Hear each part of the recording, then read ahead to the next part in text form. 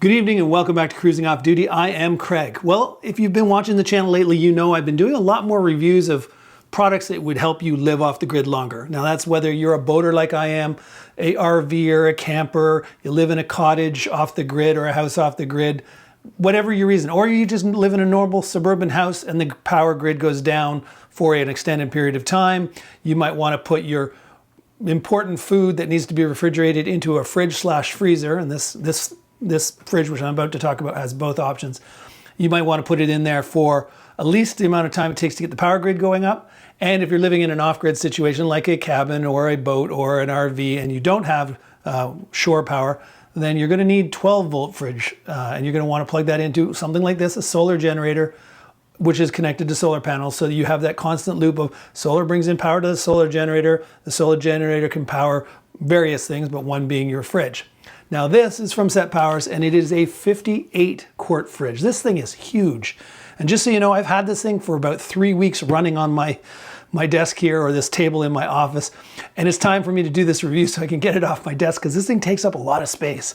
And I have not moved it since I got it. And I wanted to make sure I ran it long enough to say that it runs well and it's run for weeks without any issues at all. Clearly just plugging in a fridge and seeing it works for 3 or 4 hours and then unplugging and saying it's good to go. It's probably not the right way to go. So I wanted to let it run for a while. So I put off a couple other products I have to review until this is done tonight. After I'm done this, I will take this out.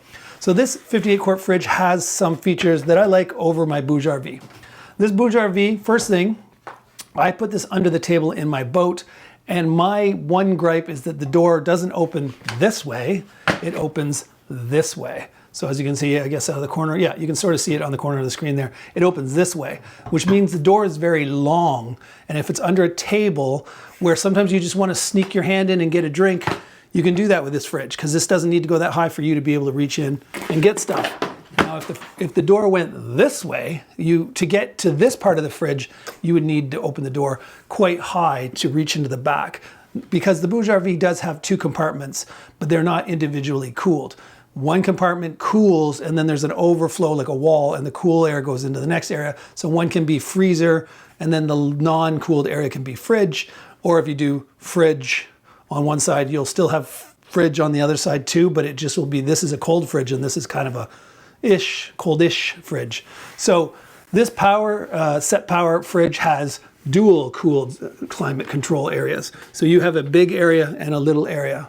And then you set the temperatures. I don't know if you can see it. Maybe back this up just a bit. There is your temperature controls down here. And here's what I'll do. Let's cut it right here. And we'll go to the footage I took of me using this fridge soon after I unpacked it. And before I do that, let's just say something you should know if you don't already know this. With a fridge, with a compressor, you always need to assume that the shipper screwed up and put it on its side or upside down or kicked the crap out of it.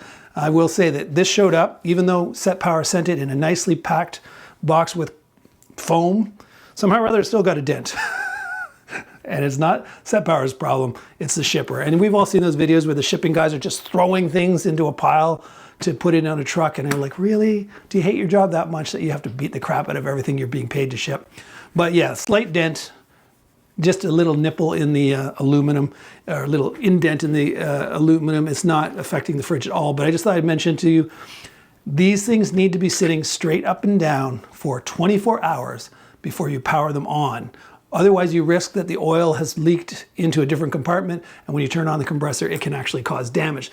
So when I first unpacked this, the first thing I did was set it on this table and let it sit undisturbed for 24 hours before I plugged it in. Just something for you to know. Now let's get to that footage of me using it. Okay, I'm gonna test this SetPower 58 quart fridge. So I'm gonna use this solar generator because it'll show me how many watts it's using. Even though I'm plugging it into AC, I just wanna see the startup amount of watts because I'm using this as this is how you'd use it if you were tailgating or camping or something, where at home you'd plug it into wall power, get it up to a certain temperature, and then hopefully after that you can plug it into your car or whatever DC and keep it cold. So we're going to test that out. So just so you know, I put in, what would that be, 10 Monster big boys, so those are large, and then 12 smaller cans. Now obviously if you were camping, you'd have other food in here. But I think the thing that's the hardest to keep cold is liquids. I mean, obviously, if we threw like lettuce and other things in here, it wouldn't take nearly as much battery power to keep that cold as it will for drinks. And this is going to be a test because these cans are not cold. They're room temperature. So the fridge is going to have to get up to the rated temperature. And then over this one, this is the freezer side. And as you can see here, there's a little suggested temperature for each type of thing.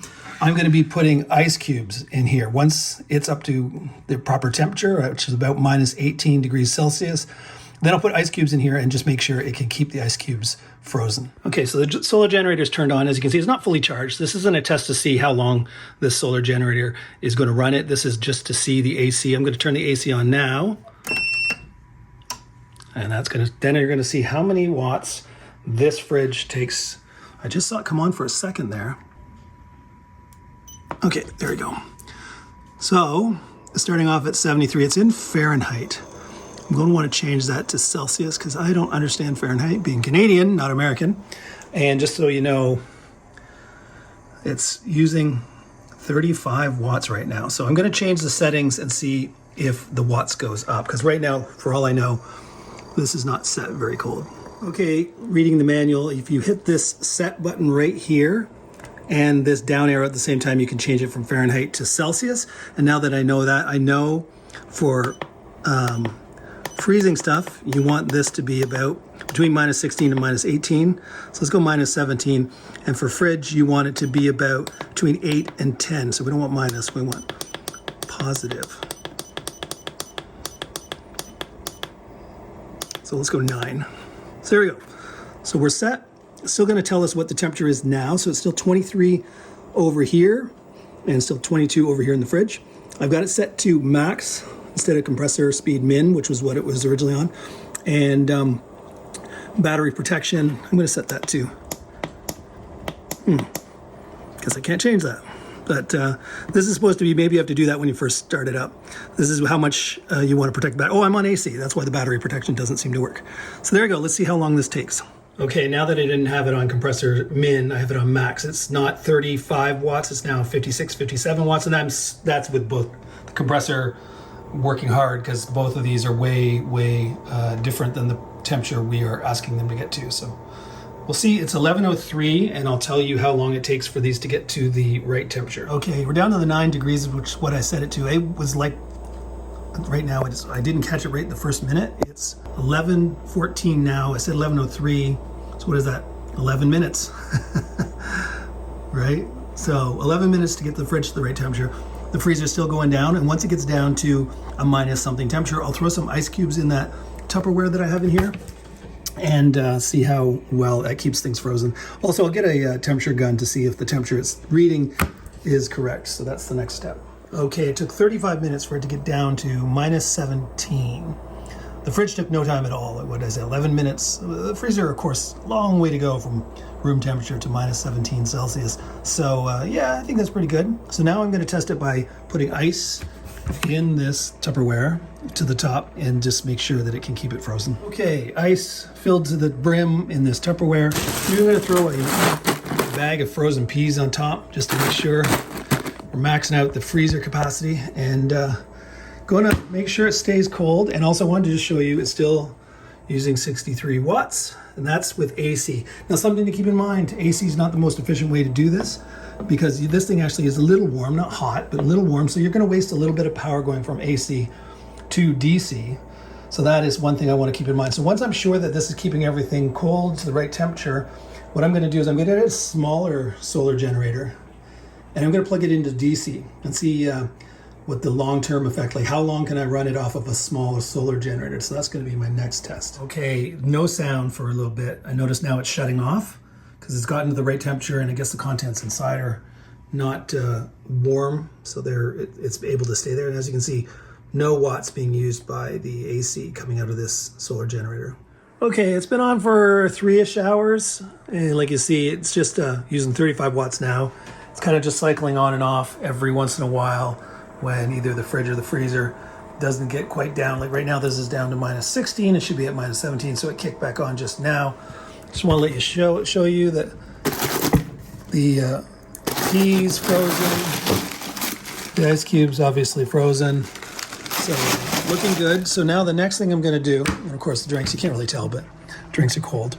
So what I'm going to do now is I'm going to switch over to a smaller solar generator and go DC only, for the reason of, this is a scenario I totally see people doing, is you plug in at home, get it up to the temperature you want, then plug it into your car or plug it into a solar generator DC and keep it cold. It's harder to get up to or down to the temperature you want, and much less power to keep it there. So I'll get a small solar generator just to see how long we can keep this fridge running on just that. Okay, I have the fridge plugged into DC. It just turned the DC on. This is the solar generator I'm going to use. It's a Blue Eddy AC70. It's 768 watt hour of lithium bank. It's a little bit smaller than the one down here. I can't remember how many watt hours this one has, and they don't write it on the front, unfortunately, but it's definitely, this one's definitely bigger than this one in terms of battery capacity. So as you can see, it's back up. It's still set to the same settings, minus 17 and 9 for the freezer and fridge. Now it's using 31 watts. Now, like I said earlier, I think DC power will be more efficient to run this fridge than the amount of watts we were using when we were going from AC to DC. So we'll see. This is a good solar generator for telling you how long it's going to run. So right now it's saying based on 31 watts, this should be able to run for 21.7 hours. Now, we all know, if you know fridges, they cycle on and cycle off as they need to. So that 21.7 hours is based on the 31 watts, but when it shuts off, that number will go up. So I'll let you know. It is now 3:29 p.m. I'll see how long I can keep this fridge freezer running on just this one little solar generator. So that'll be a good sign for whether the SetPower fridge is efficient. Now, I'm not going to test it again with this insulated blanket that they sent me, but this is definitely an option if you really want to get more efficiency. You put your solar or your fridge into this insulated padded bag, and it's got all the right cutouts for everything in the right spot, so you can still see all the instruments and have the venting for the fan to blow out the heat and all that. But yeah, that would definitely lengthen how long we can keep this fridge running. But yeah, I'm not going to do the test twice. We'll just have to assume you will get more than what I'm going to show you when you put this bag on it. Okay, we are back. So I just want to talk about this owner's manual you're going to get. You're going to get this owner's manual, and most owner's manual, you kind of glance at it and you go, we don't need this. It's intuitively obvious. Boop, no. This is one where you might want to keep it. Because there are some things here that I didn't, when I got out of the box, it was Fahrenheit, not Celsius, and I'm Canadian. We do Celsius, not Fahrenheit. I think US is the only country in the world still using Fahrenheit. But yeah, it makes more sense that 0 is freezing and everything that's a minus number is freezing and anything that's a positive number is thawing or is fridge. So yeah, I set the fridge to, I think 6 degrees, and I set the freezer to minus 18. I'd have to go back to the footage to remember, but you can set them independently. So I set the smaller side, of course, as the freezer, the larger side as the fridge. I've turned it up right now just so that the hum of this isn't too loud, and we'll talk about that in the pros and cons. What else do you get? You get, now be careful, I will put a caveat here, you get an AC plug and you get a cigarette adapter DC plug. Except if you buy the model that only comes with the DC plug. Because when I got this, it didn't have the AC plug. And I wrote back to SetPower and I said, well, why is there no AC plug? My Bouge RV comes with both. And they're like, oh, we're so sorry. We sent you the one that only has the DC plug. We'll send you the AC. And then I went on Amazon, which is one of the places you can buy this. And I realized there was 2 different models listed. One was, I think it was $10 more to get the one that comes with this AC power cord. You want that. You want that. Here's why. Let's say, for example, you're at home. You're going to go to the cottage, or you're going to an NFL football game, you're going to tailgate, or whatever the reason is. You fill the fridge the night before with all your beer and your drinks and everything else you're going to put in here, and you plug it into the wall and get everything inside your fridge, either freezer or fridge, up to temperature. Then, when you want to leave the house, you pick this up, remembering to keep it straight up and down, not on its side, and you put it in the back of your truck or car or RV or whatever you are putting it in, and you plug it into the cigarette adapter. Then the compressor doesn't have to work that hard to keep it at a cold temperature.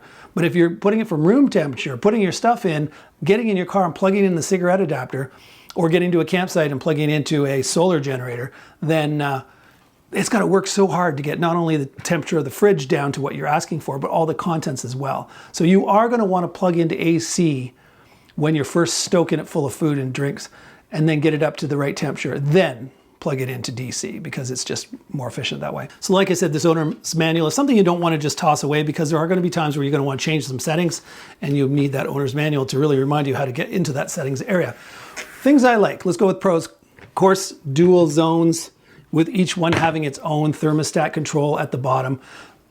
Primo. It blows away my Bouge RV where I pick one temperature for the side that actually has refrigerant and just hope that the other side is cold enough to be useful. Again, if it's a freezer on one side, you're going to have a very cold fridge, because that freezing cold temperature on one side is going to go over the wall and into the supposed non-refrigerated side. And I've had cans of drinks in there where I can tell when I pop them open and start drinking them, it's a little slushy. It's getting a little, the ones nearest the opening are getting quite cold, and I'd worry if you kept it going like that day after day after day, you might start finding some of your drinks actually freeze. But again, if you put it as a fridge, then the little air gap that goes over the other side would mean the other stuff is not really fully fridge temperature. So it's not a perfect system, but it's probably saving money, right? You're getting a one zone refrigerator, and the other is just an overflow area. This has both, so yay. Two controllable things. I can have this be minus 18 Celsius, and I can have this be plus 6, right? So there you go. It is huge, so that's a pro. The size of these two compartments are massive. Now, obviously the freezer side, I would call the smaller one the freezer side, it only goes down to about here because the compressor is below it and the compressor is on this side. There is no compressor underneath this side, so it's deep and it goes all the way to the bottom. It seems well insulated. I don't know if the footage mentioned that, but I was running it off this little 700 watt hour generator, and I was getting about 22 to 23 hours with one side being a freezer and one side being a fridge. I didn't rerun it again. I did it twice just to make sure I got the same numbers. And actually the second time I did a little bit better. And I think it was because all the contents wasn't completely cold yet. On the first test, it was still kind of trying to keep up with getting all the drinks and stuff to the right temperature. Second time I got a little bit more. So let's say 22 to 23 hours on a 700 watt solar generator. And it wasn't putting any power into it. There's no, obviously, solar panels or anything connected. I just wanted to see if I took this camping and I didn't bring solar panels, how long could I run off a 700 watt hour solar generator? And the answer is about 22, 23 hours. Again, it would be more if you just did fridge instead of freezer, but anyways, it is what it is. So that is important to know, because a solar generator that says it's 700 watt hours is not really 700 watt hours. Like a battery usually is what it says it is. A solar generator, because it's got to take the power from the DC battery and put it through an inverter and all this other stuff. There's things called phantom draw, which means even when it's just turned on and not even doing anything, like when the fridge is shut off and not really asking for power, the solar generator is still turned on and it's constantly drawing some power from the battery just from being on. So you're not getting 700 watt hours, you're getting probably 620 or something. So 23 hours on 620 watt hours is pretty good. So I would say that without ripping it apart and seeing, I would think the insulation on this is pretty good. Again, another pro, doors open this way, and better than this way. I've already said that, but that's very important to keep in mind, especially if you have this underneath a table or something like that. Another thing, I love that there's LED lights on both sides, so you can see easily what's in this fridge. You're not like having to grab a, if you're in a dark cabin or tent, you don't have to get a flashlight out to look down and see where your drinks are that you're trying to get. Let me think if there's another pro. Seems well built. Now let's get on to the one and only real con I can find. It is a little bit noisier than the Bouge RV. The Bouge RV, when it's in my boat, sometimes it turns on and I don't even know. I have to sit there and think in a quiet space if nothing else is going on and go, I hear a little bit of a hum, just a little bit. And that's the Bouge RV, little hum. Barely even acknowledge it. This, not only when it first starts up, and I'll put some footage in now. Okay, the only thing I have noticed is that it is a little loud at startup. I'm gonna turn the temperature down on the freezer and you're gonna hear it.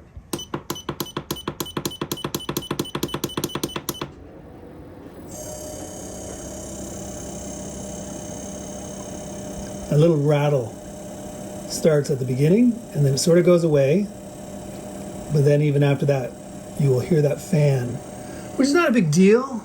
It's not a big deal if you're not sleeping next to it, but just something to keep in mind If you are camping with this, see that rattle kind of went away, but you still hear the fan. If you are sleeping in a tent with this on a camping trip, you are going to notice this thing every time it comes on. There's going to be that kind of like rattle until the compressor gets up to speed, and then you're just going to hear the fan. Not to say that the fan is obnoxiously loud or a whiny sound that would bother you, but it is something you would notice if you were sleeping right next to it. So as you can see, when it first clicks on, that first startup, the compressor kind of has a rattle. And it seems like that's sort of normal because it seems like it's a big compressor compared to the Bouge RV. It's got a fridge and freezer, two different sides. Once it's going for about 10 seconds, then that rattle sort of goes away, and then it's just the sound of the cooling fan. There is a cooling fan here that blows through that is going to cool the fluid that's running through this to actually keep all these areas refrigerated. But that fan just is a constant. The fan is not low, it's noticeable. Is it a big deal? No. In most cases, you're going to have this in your kitchen/eating area near where you would grab food and grab drinks. So you're not sleeping with your head right beside the fan, so who cares? But in that case where you are camping with this and you've got it in your tent, because you're not going to want to leave this outside your tent while you're inside, right? You're going to keep it in your tent just for safety of it not walking away, somebody in the middle of the night seeing it and walking by and, taking it, or animals tipping it over and trying to get into the food. So you would put this inside your tent with your solar generator to keep it charged overnight. And if you're sleeping near it, you will notice when it comes on. Again, once it's up and going for 10 seconds or so, it's not, I don't find the fan side of it very annoying. It's that first, and the reason I know that, maybe this is why I'm harping on this a bit. For 3 weeks, this has been sitting here, and my regular desk where I work is right off camera here, and I'm sitting with my chair with my back facing this, and for 3 weeks, this thing's been plugged into a solar generator, a bigger solar generator off camera.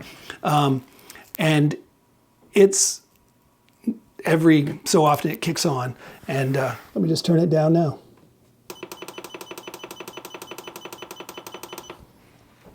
Wait for it.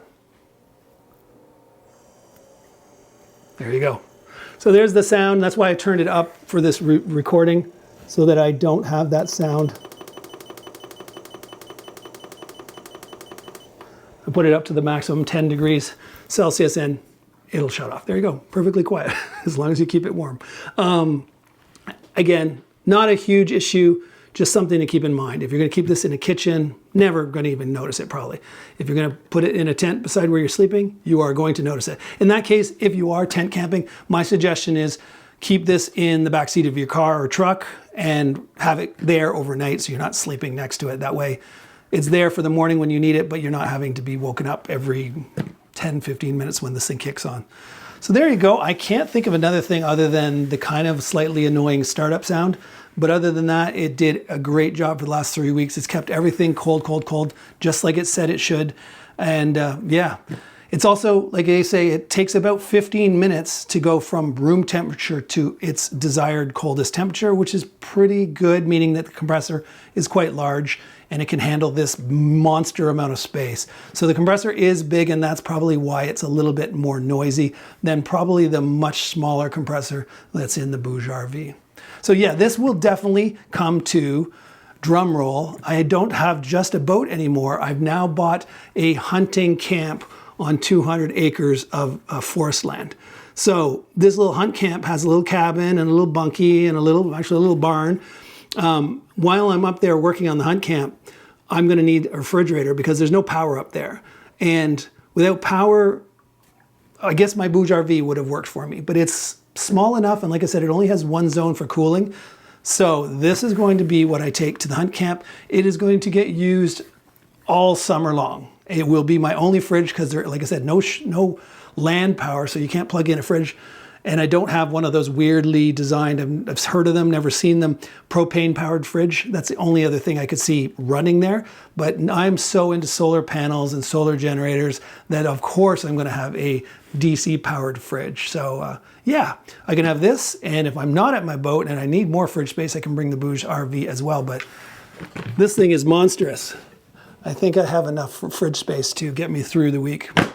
Okay, let me just interject here. I said I was gonna leave this thing at my hunt camp, permanently all summer, and I will. One thing I forgot to mention, they sent along was an actual insulated cover with all the proper cutouts to have your fans be able to still breathe, and your accessory, your openings for your buttons to change the temperature and all that. The problem for me was I knew this was only staying on my desk until I was done testing it. And this would be a bit of a challenge to get on the first time. It's probably a 3-person job. You'd need 2 people to hold this level, because again, you don't want to tip your fridge on its side while it's running or about to be running. And then you would have to lower it down into this while the third person kind of opened it up to make sure that everything was lined up and you're not actually just putting it down on a soft bag. But yeah, as you can see, it's got that what's that, heat blanket type of thing. So this would be very well insulated. It would have been interesting, although it takes so long to kill this thing with a solar generator, it would have been interesting to see if I could have stretched that 22 hours or 23 hours of runtime on this little solar generator up to 25, 26, 27. I'm 100% sure that this thick insulated cover that would go over it would definitely extend how much time this thing could stay refrigerated on a set amount of DC power. But I just never got a chance to put it on. And like I said, every time I thought about putting it on, my wife's not home right now. I need my wife and my daughter when she's over visiting to both be 3 of us working to get this on. So I'm just gonna say logic, physics says you cover this thing with a big heating blanket or big insulated blanket, it's going to last longer. So there you go. That is definitely an option you can add onto your order, is this big insulated container. In a place where you're leaving it permanently, it's worth the time. It's worth the time to have, even if it takes 3 of you, put it, once you get in a spot you want to keep it, lift it, put it in this insulated cover thing. It does have the cover sticks over top and you still can open the doors. The cover stays on top. It is really slick. I've seen pictures of it, but just haven't done it myself. So yeah, once you get it in a spot you want to keep it and you don't plan to move this thing around a lot, then just put the cover on it and use that. So there you go. So back to my originally recorded thing, because I just completely forgot about the insulated blanket. So I'll interject that here. So there you go. 2 thumbs up. Tiny caveat, little loud at startup, but other than that, I have nothing to complain about. So if you're looking for a large 58 quart fridge with dual zones of cooling, SetPower definitely has a very good fridge for just that purpose. So if you found this educational or informative, show the channel some love by giving it a thumbs up. It really helps me out. And subscribe if you haven't already for more products that help you live off the grid longer. That would be things like solar panels, solar generators, DC fridges, and more. If that's the sort of thing you are into, definitely subscribe. And if you have any questions, put it in the comments. Right after I produce this video, I do check the comments regularly for about a day or 2 after that. So if you have questions, definitely put it there and I will respond in there. And there's also a 15% discount, I believe, that they gave me, and I will put that in the description below. It is cruising off duty, or I'll type it on the screen and I'll put it in the description. If you use that code when buying, you will get a discount off the price of this. So there you go. I don't get anything for you buying it. It's just something for you to get. And it also probably tells them that you followed the link, which means you watched this video. So there you go. So that's it. Until next time, this is Craig signing off, wishing you safe cruising.